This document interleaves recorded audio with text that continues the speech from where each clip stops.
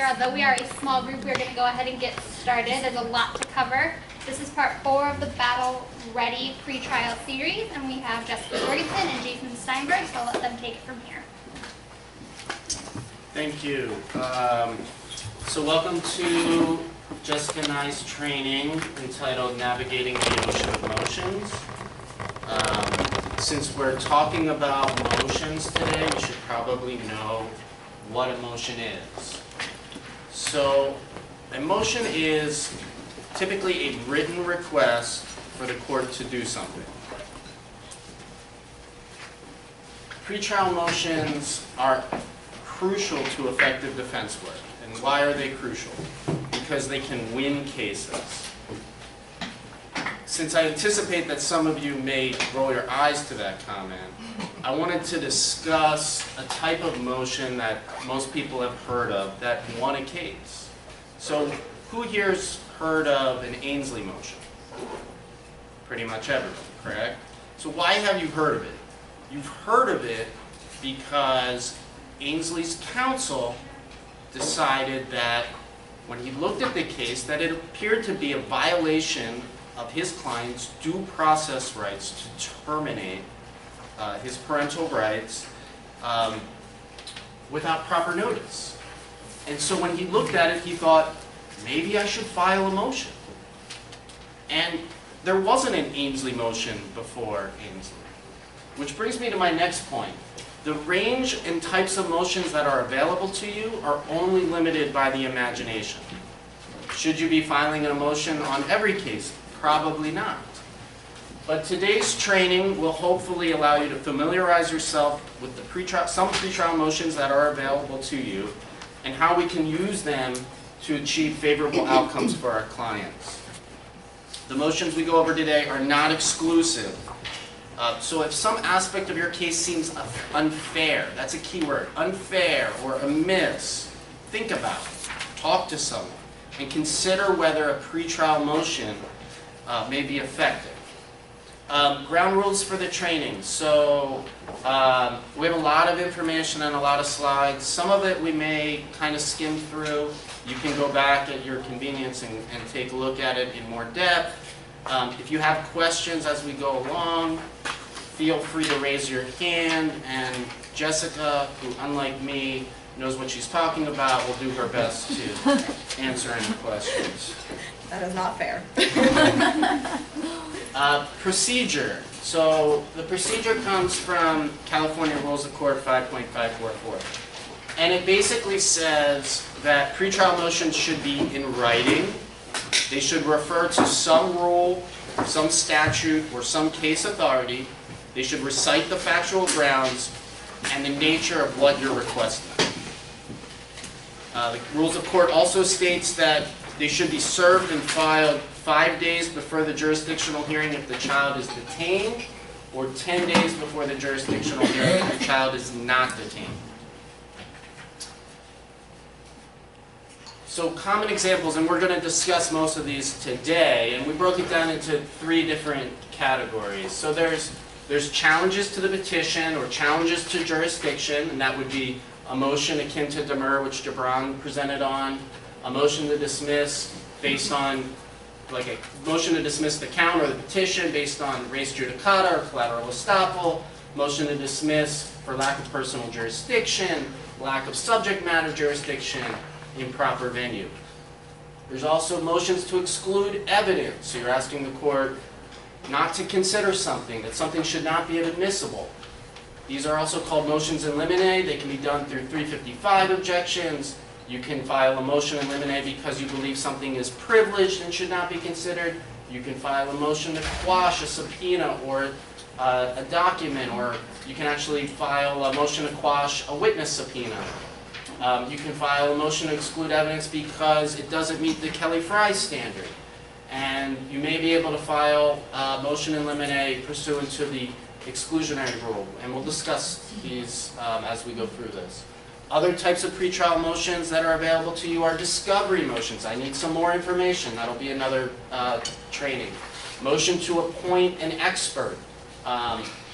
You can ask the court to appoint an expert. We don't really go into that, but it is something to consider. Motion for disqualification of a judge, motion for disqualification of minors counsel because of a conflict, motion to continue, 827 motions, and due process violation motions, which we don't do enough and we'll talk about today. Oh, I hit the wrong button. There we go. All right. Oh, now time for some jokes. First joke. Yep. Basically, we're not filing any motions. We're filing motions that have some grounding in the law and facts. And remember, ignorance of the law is no excuse. So it's important that you guys are aware of these things so that you at least know the issues to spot in terms of filing motions, either yourself or advising your senior to please file one for you. All right, so we're going to talk first about motions challenging the petition for jurisdiction. And the first issue spotting is collateral estoppel or res judicata.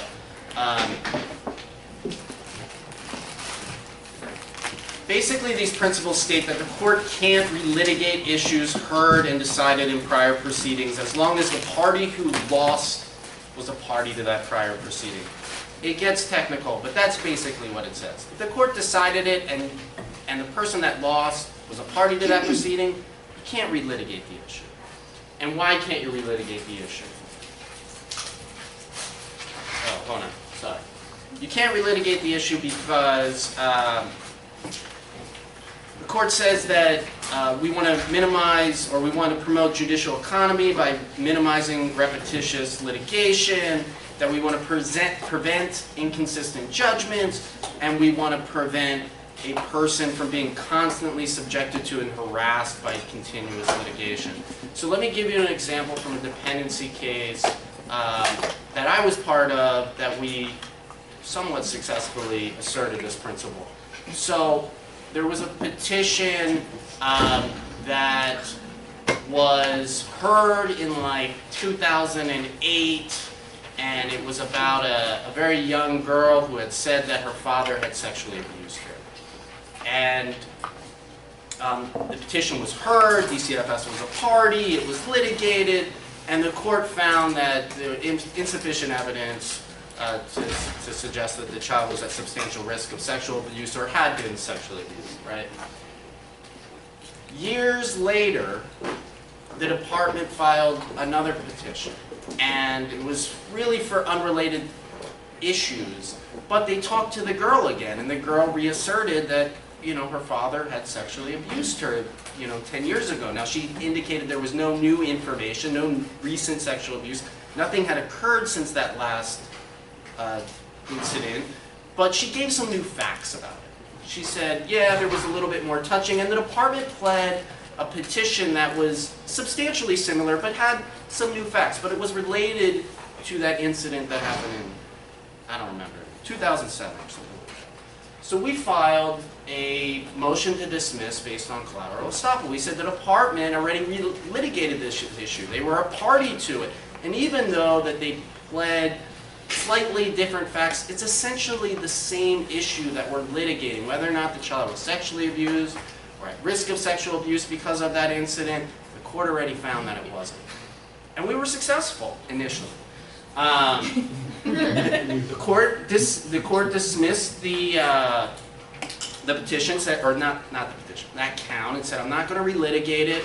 It's been relitigated once. DCFS had an opportunity to be heard. Just like we see those petitions that often come in that say, oh, it was already sustained. We can't relitigate those. So that was our argument, that DCFS shouldn't have the right to relitigate. We don't have the right to relitigate. They should be held to the same standard.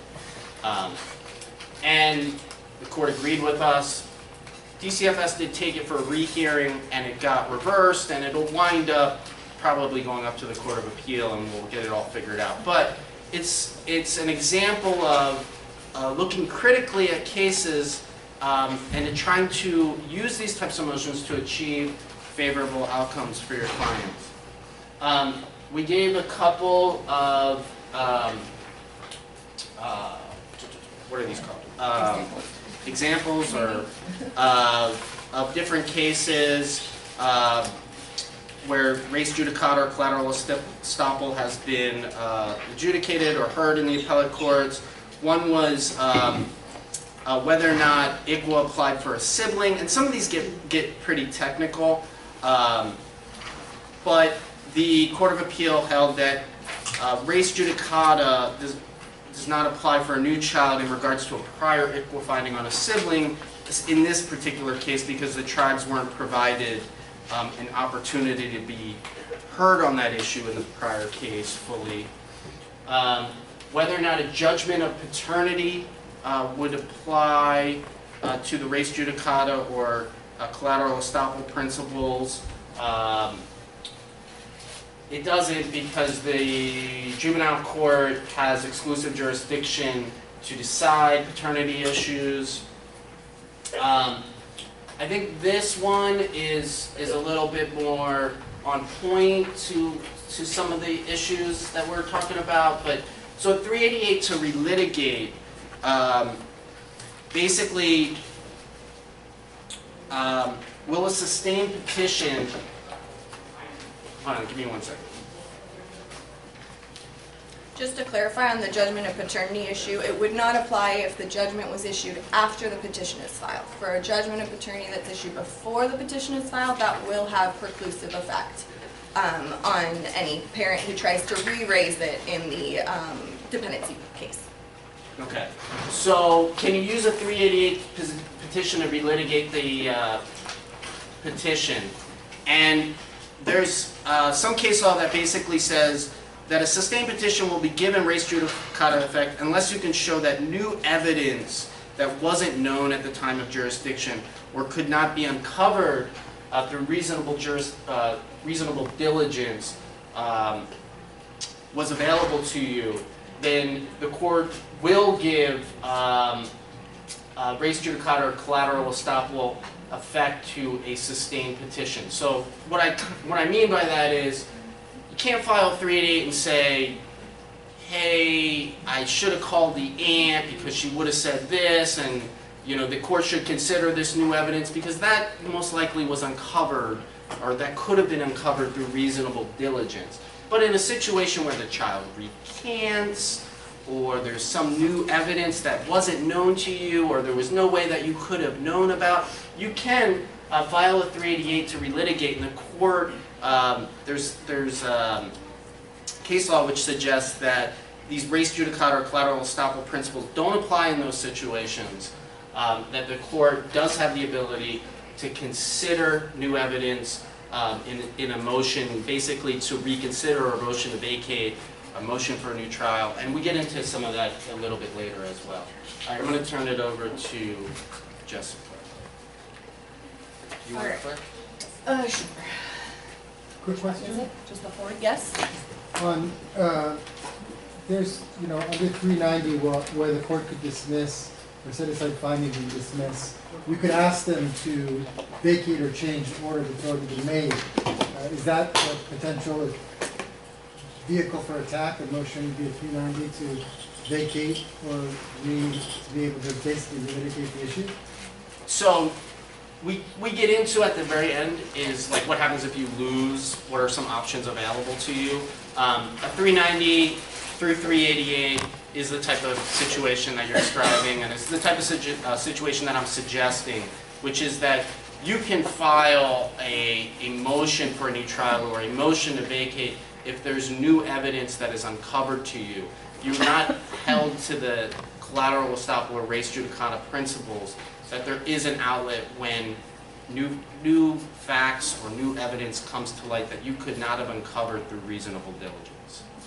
And just to add to that, 390 has specific requirements within it that in order for the court to dismiss the petition pursuant to 390, the moving party would have to show that there is no need for supervision or protection or that basically the court made a huge mistake. This kid doesn't need any supervision or protection or any kind of services whatsoever, and then it can be dismissed. It's exceedingly rare.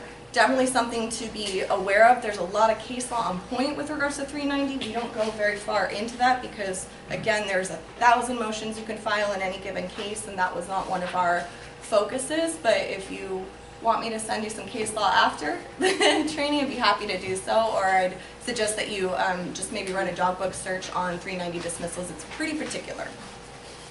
The ones that we're talking about, I think, are more far-reaching, that you could file a motion to reconsider or potentially dismiss based on this other new evidence that changes whether or not the court should have taken jurisdiction in the first place, as opposed to where the state of the child is right now, if that makes sense. Does that answer your question? So, challenging the court's underlying jurisdiction to hear the case. Just as a note here, basically, physical presence of or personal jurisdiction over a party or child is not necessary or sufficient to make a child custody determination. What that essentially means is that it's really nearly impossible for us to raise a personal jurisdiction objection in these dependency court cases. The rare circumstance would be if everybody is in another state and this court has no child, no parent, nobody present. Otherwise, as we all well know, the court takes jurisdiction over children, not parents. So the court does have personal jurisdiction over any parent, regardless of whether they're present in the state, and under certain circumstances can obtain that over a child, likewise, whether or not they're present in the state. Subject matter jurisdiction, UCCJA, there was a very well done and detailed training last week by Pam Tripp on this particular issue, so I'm not going to delve into great detail about it, but just be aware of it. You can make this, as Ms. Tripp indicated, you can make the subject matter jurisdiction or UCCJA motion orally or in writing. Sometimes it can be helpful in writing if you're going to go through the various factors that the court is supposed to determine in terms of making a child custody, making the determination as to whether they have the jurisdiction to make a child custody determination. Find it helpful to put that in writing sometimes instead of lengthily trying to get your court to listen to you. Basically, you've got three things. There's for a court that maybe doesn't have jurisdiction to make the initial child custody determination, they have to have temporary emergency jurisdiction. And temporary emergency jurisdiction, the hook that you need to remember there is that it requires the child's presence in the state. For continuing and ongoing jurisdiction, that's going to be any time the court has a prior custody order. So if California had a prior custody order, they're going to have continuing and ongoing jurisdiction over a case until certain distinctions are made otherwise. And those distinctions are noted within 3422, I believe, of the Family Code. And then jurisdiction to make an initial child custody determination. That will be on the next slide. That's your most common situation that you're dealing with. That's the analysis over, is California the home state? If not, is there another home state? If not, you know, who wants to take jurisdiction in this matter? Is the other possible home state ceding jurisdiction to California or not? Again, I would refer you more in depth to the training that was done by Pam Tripp, but that's essentially an issue to be aware of. And then venue.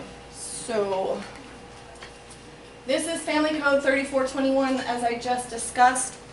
Again, issue spotting things to consider. When you're looking at a case and trying to determine if you have a UCCJA issue, I want you to think, number one, is the child present in the state?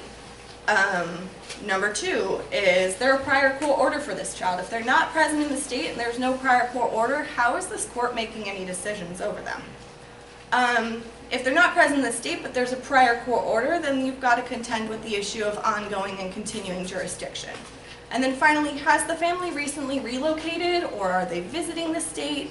Look for those issues. You're dealing with a period of 6 months immediately prior to the filing of the petition. That's the really controlling period of time that you want to be looking at.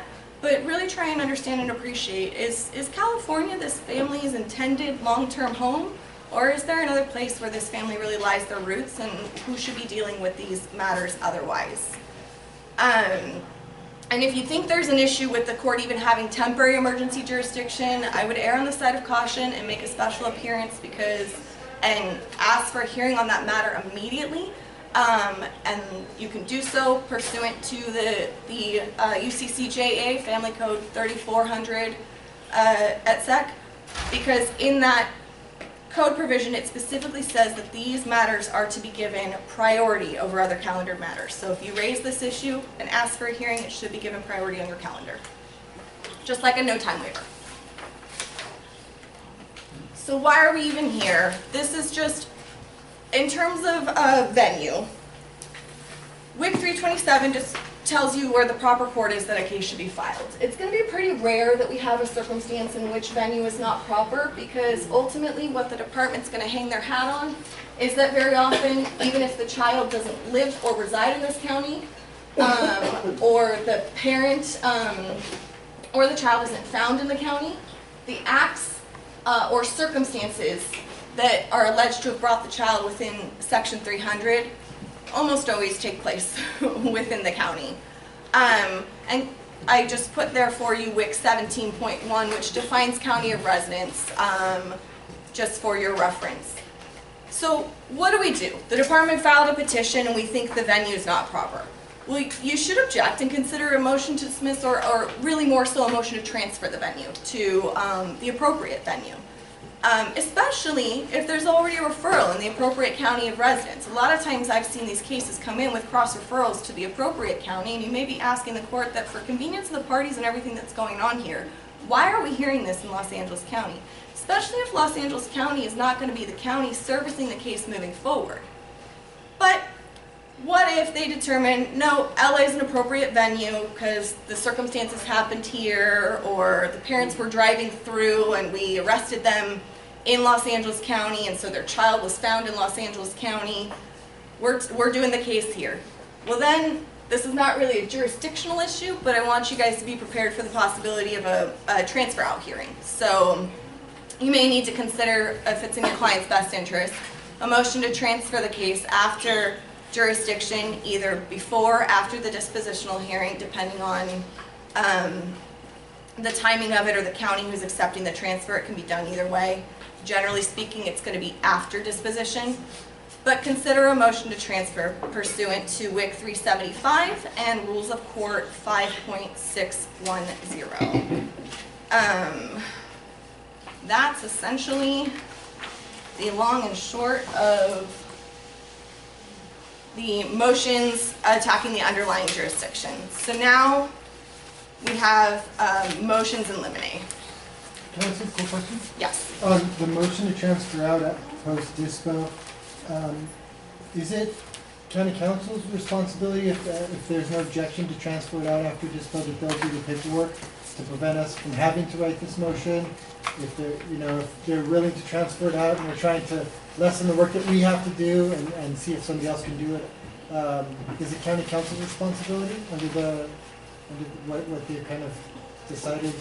Well, I don't know that it's county council's responsibility or not. I mean, anybody can make the motion to transfer out hearing for the inter-county transfer protocol that a number of counties have signed on to, and I can send out the document for the protocol if anybody's curious. Just reach out to me. It does require verification of residences, which is usually done by the social worker. So it's often going to require cooperation from the department, but sometimes if they're not in agreement, you may need to file that motion and ask the court to order the department to go out and verify their residence. Certainly, if the department's in agreement with it, I don't see why they would not. It's not been my experience that they push back when they're in agreement in terms of the actual filing of the paperwork, since the social worker or somebody does need to verify the physical residence of the parent. But I don't think there's anywhere in the law that says it's whose responsibility it is. It's whoever wants to bring the motion. Yes? Does the social worker actually have to verify their residence, or can it be something like utility bill in their name? I would refer you to the inter-county transfer protocol. I think that they can do so with various utility bills in their name. If a person doesn't have that kind of specific documentation, though, one of the alternatives is a social worker physically going out and verifying the residence. However, I imagine that we could also do that if necessary with an investigator in a declaration verifying the residence. However, to Jabron's point, why make our job any harder? If they're in agreement, I would just ask, I would say if you really wanted it, I'll prepare the paperwork, but I need your social worker to do the legwork on this. that would be the long and short of my answer to that. So motion in limine, as Jason already mentioned, a motion in limine is essentially a motion to limit the evidence that's being presented before the court. You're trying to exclude material that you believe is going to prejudice your client. We obviously don't want to exclude information that's going to be helpful. So consider this. The department has pled a mental health allegation against your client. They subpoena the mental health records regarding your client and seek to admit them in the adjudication. What's wrong with this picture? Anybody? Yes? Medical records are protected by confidentiality. Yes. So we've got couple of issues here. Somewhat feels like a HIPAA violation that they're even getting these records in the first place, but and additionally we've got an issue of privilege. So privilege is, I think, this privilege in particular, the psychotherapist patient privilege, is one of the most salient issues that we could have in terms of motions in limine in my experience, particularly with these mental health allegations that come before us based solely on these records that they may have obtained in violation of our clients' rights. They don't get to try and discover information to prove up their petition. They need to prove up their petition first. So Evidence Code 1010 takes you to the psychotherapist patient privilege and 1010 et sec. So it defines who it is and who can assert the privilege. And what I'd like to make very clear is anytime you are asserting a privilege, it is our burden to establish that privilege applies. So it is our burden to file this motion, our burden to file or to make clear that the privilege applies to our client, and that includes making clear that our client has not waived it. Because if waiver is at issue, then this objection is out the door. So 912 talks about waiver in terms of a communication that has been disclosed in significant part. Now, what does significant part actually mean? In case law, that has been sussed out to mean that the mere existence of treatment is not a waiver. Acknowledging that you're in treatment is not a waiver. Acknowledging the stated purpose of the treatment, that I'm in treatment for PTSD, or I'm in treatment for some mental health concerns, not a waiver. There's been 2 dependency court cases that have expressly discussed this issue head on. The bottom line in both these cases, SW and ML, is that disclosure does not equal admissibility. I want you to remember that. Just because the department has sought disclosure and maybe even obtained disclosure, whether or not lawful, does not mean those documents are admissible in court. So that's where we come in. That's where this motion might come in. Rules of evidence still apply. And In Re SW says there is no implied exception in cases of dependent children to this privilege. And what's important is that they note that the confidentiality of communication with a therapist encourages treatment and may permit treatment that would otherwise be impossible. That's the reason we have this. You don't want people to be in fear that anything they say to a therapist is then going to be used against them. Because otherwise, the treatment or therapy that's dependent upon this full revelation of some of the most intimate and embarrassing details of a person's life is not going to happen unless this patient is assured that whatever they say will be kept confidential. This is the same principle behind Lori S. v. Superior Court, which is, no court-ordered psychological evaluation prior to jurisdiction. Think of the difference between an information gathering tool and a treatment tool. Anything that is a treatment tool, the therapy your client sought out for treatment, the doctor's rehab that your client went to seek treatment, those are treatment tools. Those cannot be used by the department to gather information to prove up their case against your client. As In Re ML says at pages 1470 to 1471, the department must prove the allegation. That is where this all comes down to.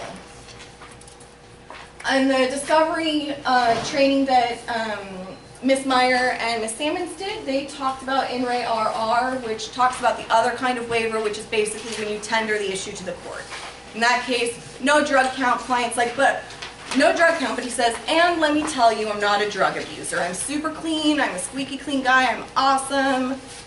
And then they sought his medical records that showed he was using drugs, and he's like, oh, no, but you can't get evidence that shows that I'm a liar about what I just said to you.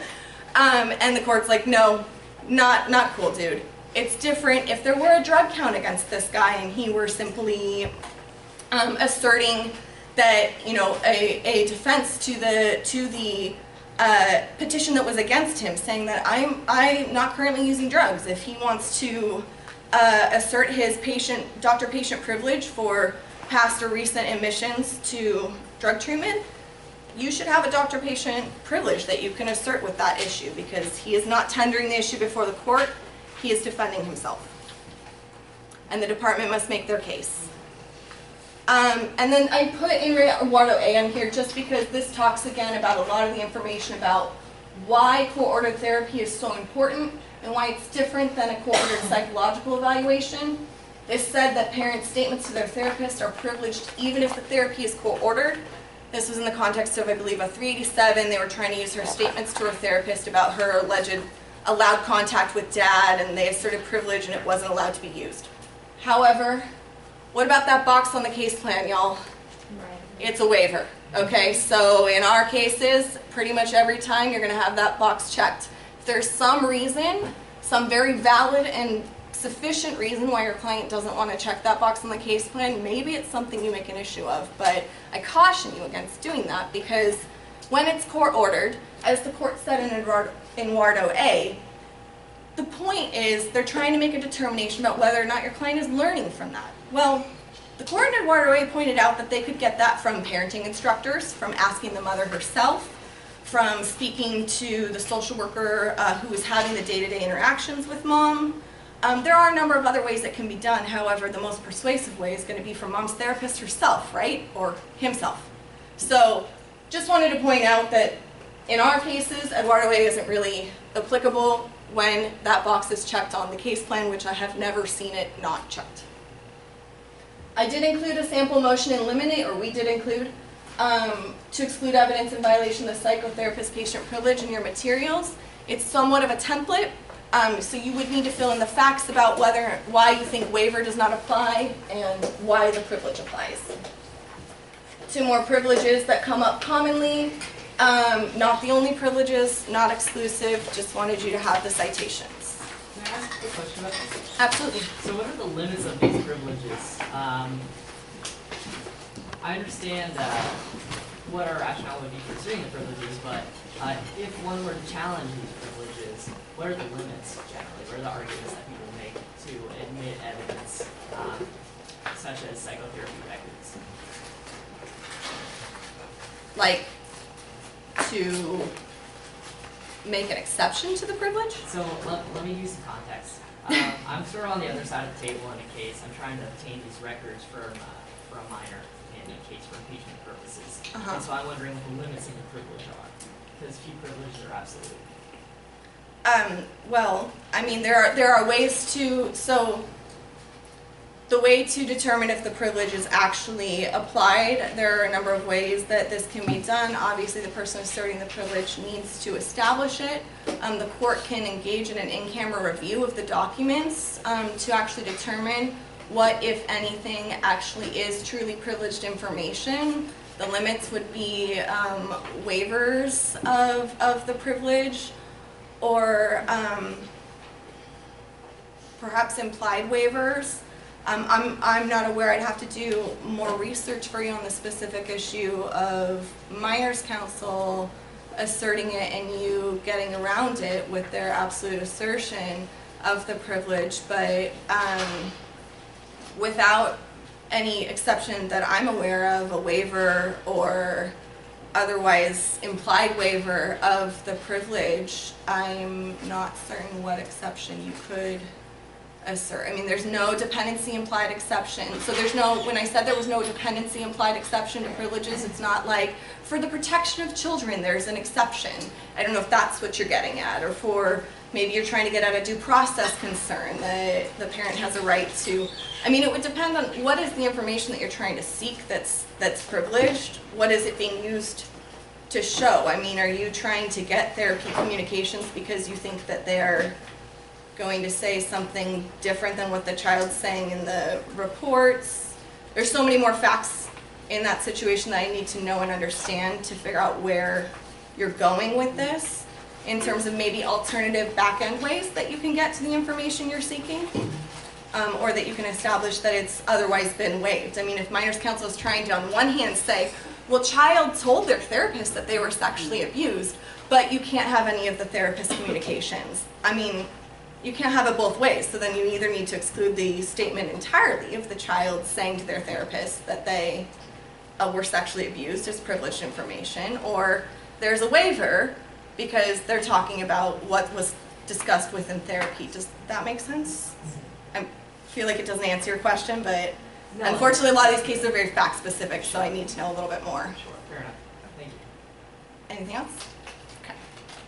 So, when I said that there was obviously a little bit of an implied HIPAA violation here, and how do they even get this information, I wanted to talk briefly about stopping them in the act. So, notice consumer is required anytime that somebody seeks production of personal records.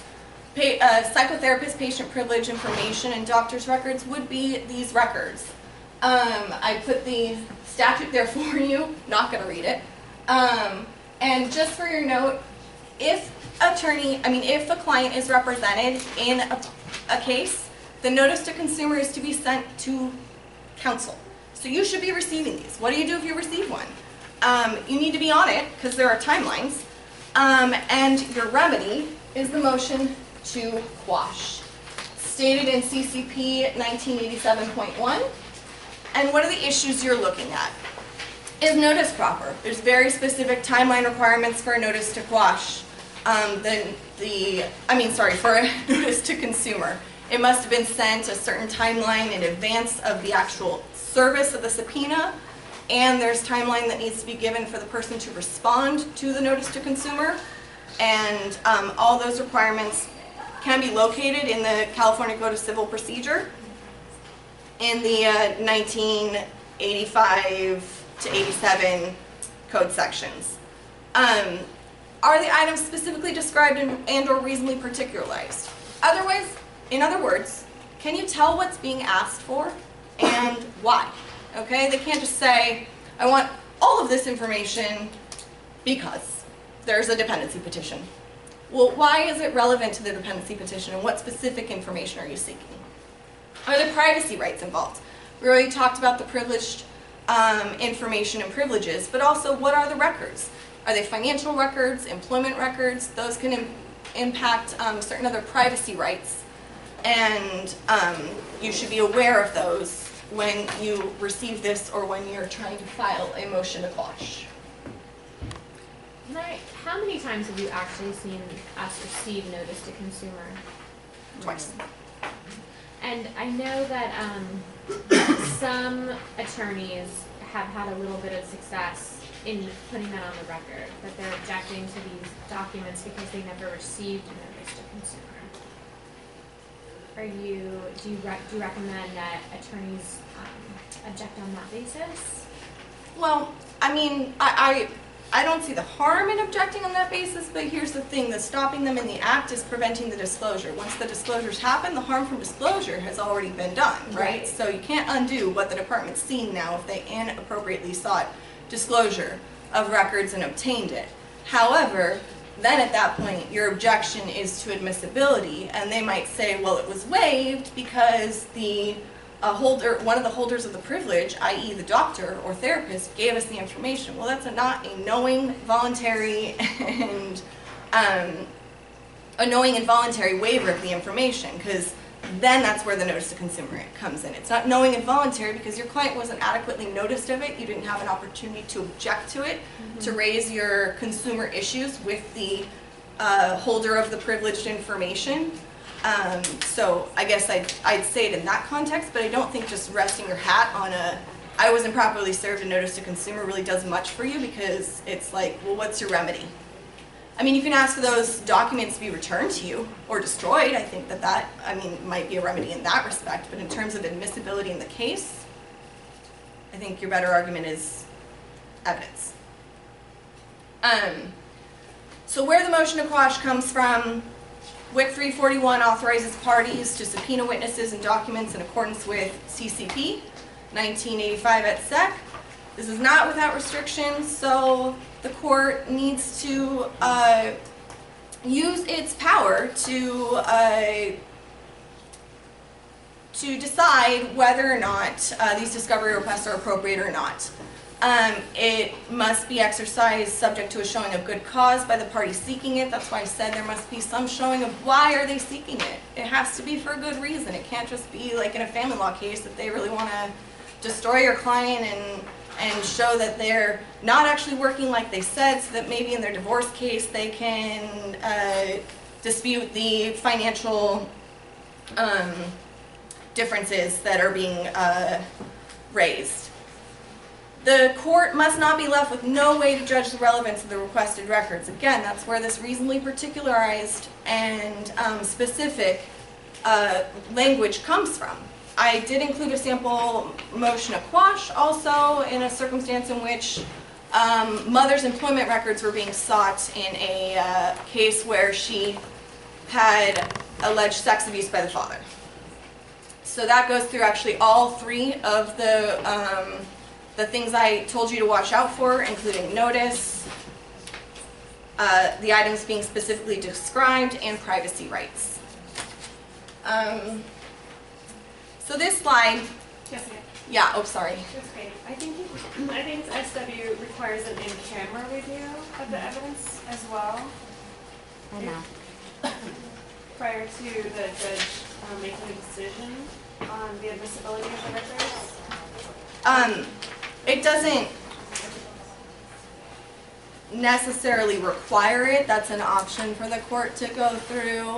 If the privilege has been asserted, the in-camera review is just so that you can't say, courts will, as I mentioned with a question that came from over here, courts option, if you assert the privilege and they're unclear as to whether it applies to every document, then the in-camera review can take place with the court going through each and every document that's been requested and determining this is privileged, this is not. This is privileged, this is not.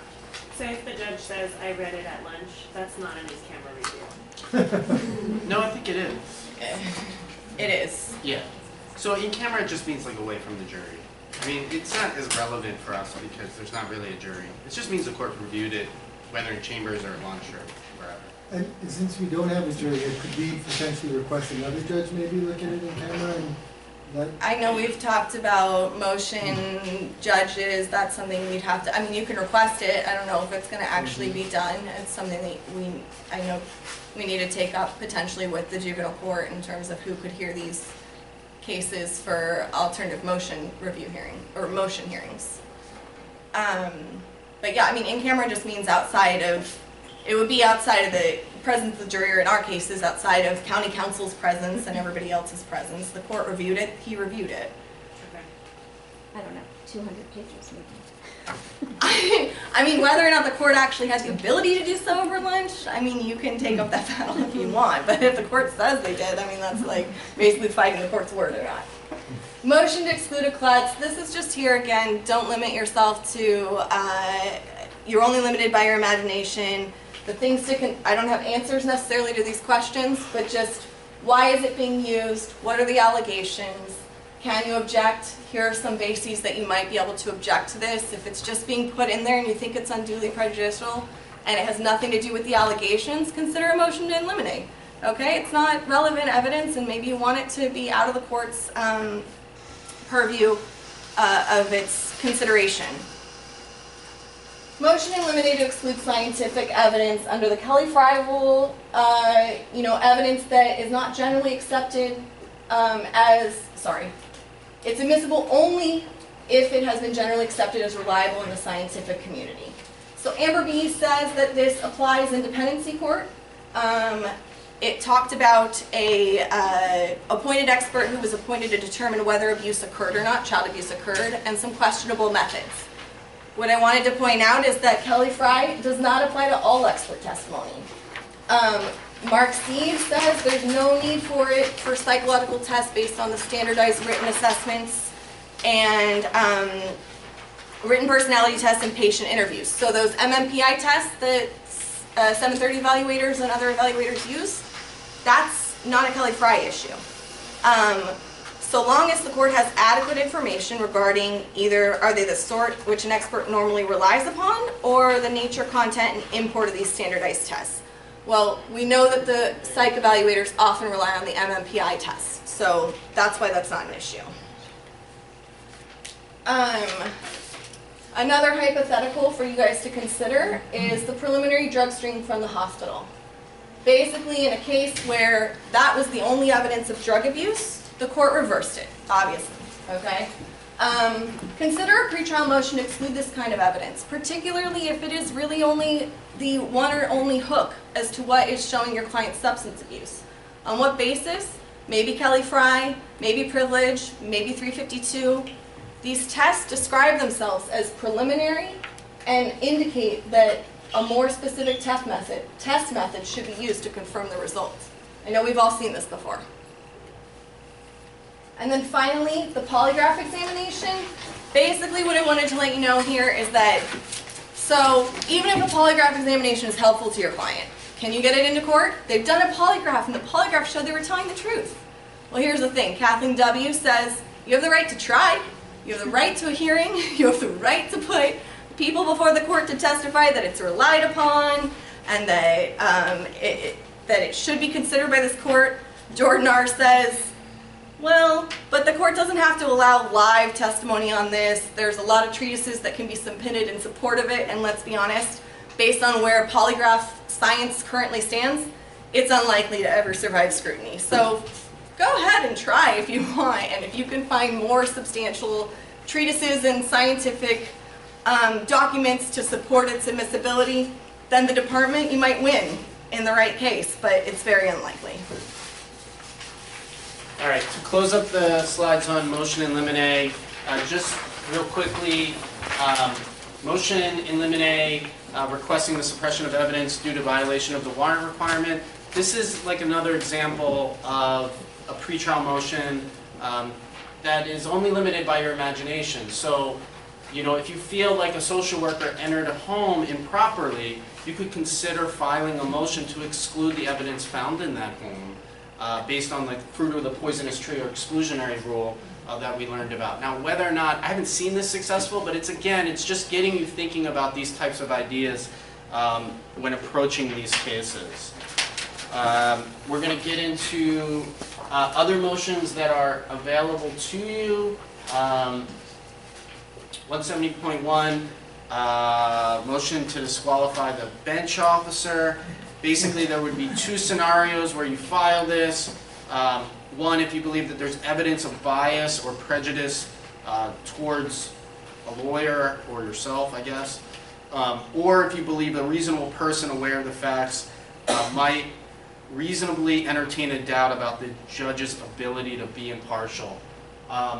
So the cases that discuss 170.1, just so you know, if a judge has a reaction to a client or to a case based on the evidence that is presented, like they don't like your client because after they heard the evidence they believe your client sexually abused the child, that's not evidence of bias. And there's not a basis for that. This standard is really hard to meet, and I can tell you to only use it in extreme caution. I know for a personal example, I filed one of these like back in 2008 on Jackie Lewis, and I think I lost every case for the next 6 months. So you want to be careful with this. This, however, we should probably consider more often. So a motion to disqualify a minor's counsel due to a potential conflict or what you believe to be a conflict of interest. Case basically, in re Patricia E, states that a parent has a right to assert his child's right to independent counsel because independent representation of the child's interest impacts the parent's interest in that relationship.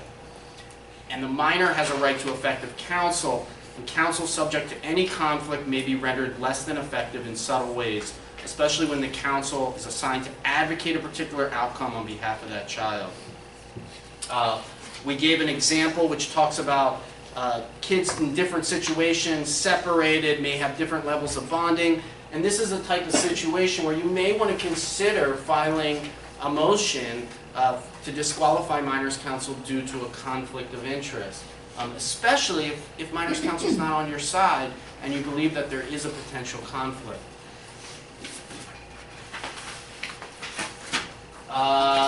827 motions, real quick. And these can be used in a little different ways than what I think we typically see these. Typically we see some other outside agency file an 827, try to look at a case file or something like that. But 827 says who is entitled to the juvenile case file. And it also says what is a juvenile case file. 827 says that you as parents counsel are entitled to all documents from a case, all documents made available to a social worker in preparation of the reports, all documents relating to a child in the office of the social worker, all police and probation records. So if you see a case where you believe that there's more information that the social worker may have, if the report seems to suggest that there's information that the social worker is relying on but you don't have it, consider 827 to go and actually view the juvenile case file contained in DCFS's office, or have a copy made and be provided to you. Question. Yeah. What do you guys recommend? So we're seeing a lot now that they're filing these cases under separate case numbers, so each kid is a different, where you have the circumstance where you represent the dad of the younger kids who's alleged to have molested mother's other child from a different dad, and then the department's basically putting in separate reports and treating it like a completely separate case. Do you think we need to file an 827 motion, or do you think we should just be entitled to that since it's the same family and the same mother? But it's come up a few times when the kids are on different tracks, particularly, or if they don't appoint counsel for your client. I mean, I think the best practice. I mean, I would ask for the reports if you have some kind of 827 is construed pretty liberally, so like anyone can make an application. I can't imagine it being denied. So I would just ask county counsel if they would provide you that information. If they object to it or they're not providing it to you for whatever reason, I would file a motion. Plus everything's on the portal now, so a lot of times. But I'm talking about trying to get stuff that you think is not being provided to you. There's just been some pushback when, especially if the kids are on different tracks. Sure. I'm noticing. But on the flip side, then the pushback from us should be when they're including these petitions from, like in the prior child welfare history that involve somebody who wasn't exactly your client as a party. As in terms of like maybe mother's boyfriend, your client was mother's boyfriend in a case before, and now is dad, and they're including the prior sustained petition from mother's cases when he was her boyfriend. But it's stapled. But it's the staple mold. Yeah. I want to talk about this real quick because I think this type of motion can be used more judiciously and isn't considered enough. So when to file a motion based on violation of due process, first we have to understand what due process is. So fundamental due process expresses the requirement of fundamental fairness in judicial proceedings. The requirement is especially so when a fundamental liberty interest is at stake and a parent's right to care and custody of their child has been deemed a fundamental liberty interest. So if something seems unfair, okay, and you're not sure where to fit it in terms of filing a motion, this is a perfect opportunity to say that you believe that fundamental fairness in judicial proceedings mandates that this evidence be excluded or that this occur or whatever it is. But if you're looking at something in a case that just gives you this, how did this happen? How does this seem unfair? But you're not really sure where to present it, use fundamental due process. Procedural due process is a little different, just notice an opportunity to be heard. But I'm talking more fundamental due process. And in fact, that case that I told you about with the collateral estoppel, we asserted as a secondary position it was fundamentally unfair to continue to litigate this issue, and that was actually where the initial ruling, the trial court agreed with our position. Couple minutes left. So, if you lose, what do? And we're mainly talking about if you lose the jurisdictional hearing. You kind of have three avenues to consider. Motion to vacate, or a motion for a new trial, motion for reconsideration, and a motion for rehearing. A motion to vacate would be done through a 388, and you would file this if you believe that the substantial rights of your client were materially affected because of one of those five things. Irregularity in the proceedings, or an order of the court that was an abuse of discretion, some accident or surprise that ordinary prudence could not guard against, newly discovered evidence that could not be uncovered with reasonable diligence, insufficiency of the evidence, or an error in the law. I give you the CCP statute. You use it through a 388, and I just want to alert you, in case you ever encounter a counsel cite a CCP rule to you, specifically Jennifer R. states, dependency proceedings in juvenile court are special proceedings governed by their own rules and statutes unless otherwise specified. The requirements of the Civil Code and Code of Civil Procedure do not apply. Okay, so if you're ever confronted with a situation where someone cites some abstract CCP rule, you can quote Jennifer R. So this would be done through 388, not CCP 657. Motion for reconsideration, fairly limited applicability. It's a little different. I think that you would use this most if the law changed or a new case came out. You could file a motion for reconsideration and say, Your Honor, it's only fair, it's only reasonable to reconsider the court's ruling in light of this new law that just came out or this new case that was decided, and under the facts, if this new law was in place, the court would have made a different decision. Finally, motion for rehearing. You have the right to rehear any referee or commissioner's orders. Any order, not any jurisdictional here, any order. 10 days after the order is made, you may address all or part of the order or findings and the reasons the rehearing, you may request that any or all of the order or findings be changed, but you must state the reasons why the rehearing is being requested. And that concludes our presentation. Any questions? Thank you. Real quick, everyone, I'm here to say my goodbyes.